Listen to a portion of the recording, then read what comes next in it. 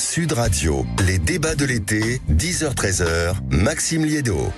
C'est un sujet qui prenne le temps qu'on prenne le temps d'aborder aujourd'hui parce que c'est un sujet grave. Bonjour Sandrine Josso. Bonjour. Vous êtes la députée de Loire-Atlantique et on avait envie de vous entendre ce midi parce que vous avez décidé de prendre à bras le corps un sujet fondamental. Vous êtes aussi la porte-parole de l'association M'endors pas. Il y a quelques mois, vous avez décidé de porter plainte contre votre collègue sénateur qui, à l'occasion d'une soirée, vous a drogué, visiblement avec l'intention de vous violer. Et vous tirez la sonnette d'alarme aujourd'hui sur un sujet qui devrait pourtant faire consensus, mais ce n'est toujours pas le cas. C'est-à-dire que c'est le décret qui permet la prise en charge à titre expérimental des victimes de soumission chimique n'a toujours pas été signé. Est-ce que c'est bien ça ? Ce décret n'a toujours pas été signé. En fait, ce sujet, il fait consensus. C'est juste qu'on doit passer des paroles aux actes.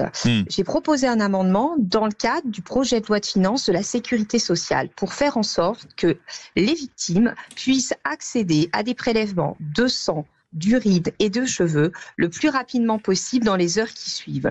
Pourquoi ? Pour qu'elles puissent avoir des preuves et avec ces preuves qu'elles puissent aller porter plainte.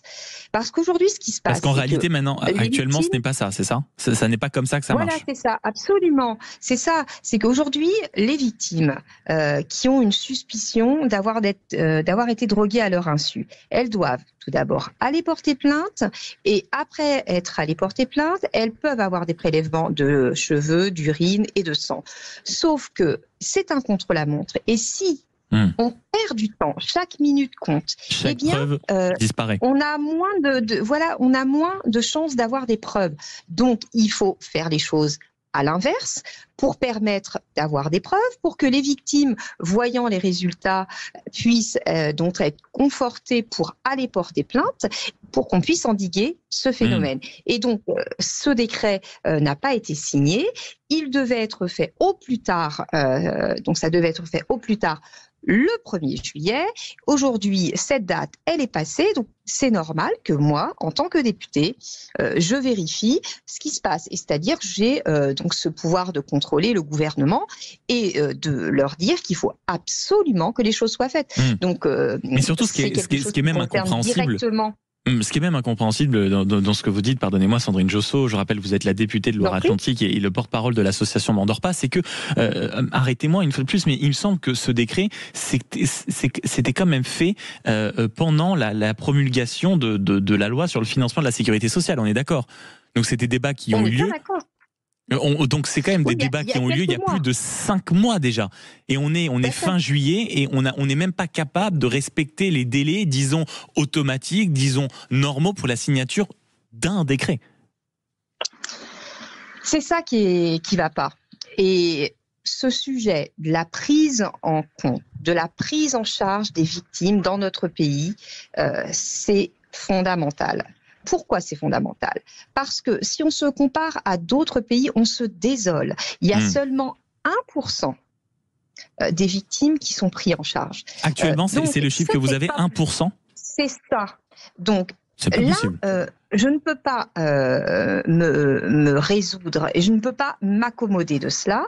Vous comprenez bien que c'est important pour les personnes que je représente, pour les professionnels qui le demandent, pour les milliers de victimes, qu'on continue à demander à ce que les choses s'améliorent. Aujourd'hui, ce n'est pas le cas.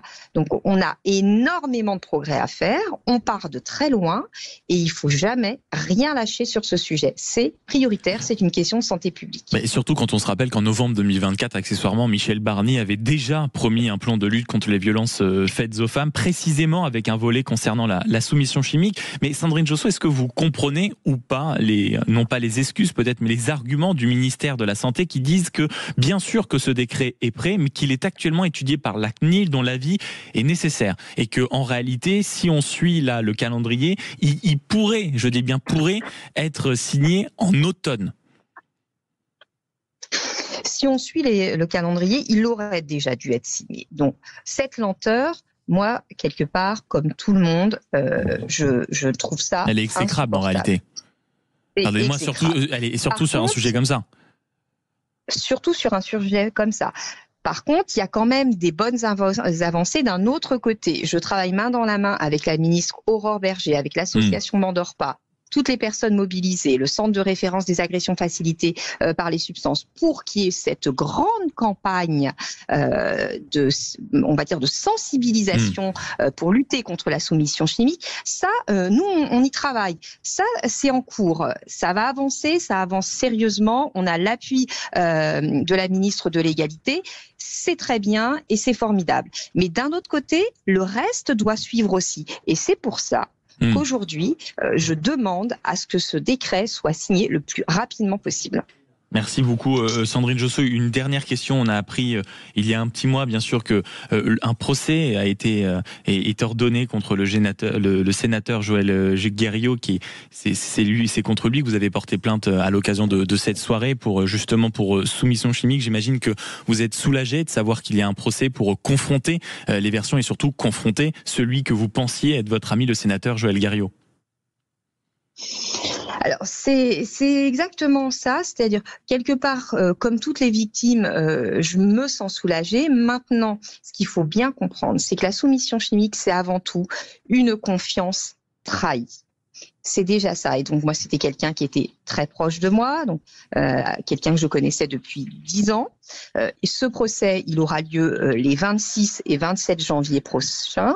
Je souhaite que ce procès puisse aussi faire avancer les choses, et c'est pour ça que je me bats pour toutes les victimes de l'ombre. Et puis n'oublions pas qu'il y a aussi certaines victimes de soumission chimique qui ne savent pas qu'elles ont été droguées à leur insu.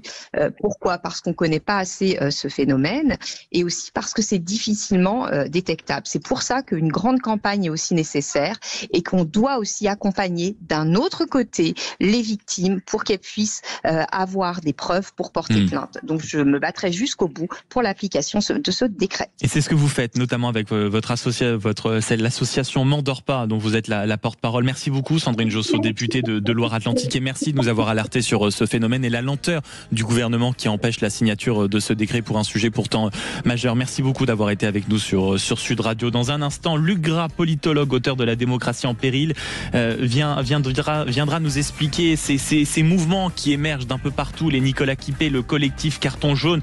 Est-ce qu'un mouvement de contestation peut émerger à la rentrée? Est-ce que les Gilets jaunes vont avoir le droit à une deuxième chance? Est-ce que les Français en ont suffisamment ras-le-bol pour tout d'un coup aller battre le pavé à partir de septembre et mettre le pays en arrêt total?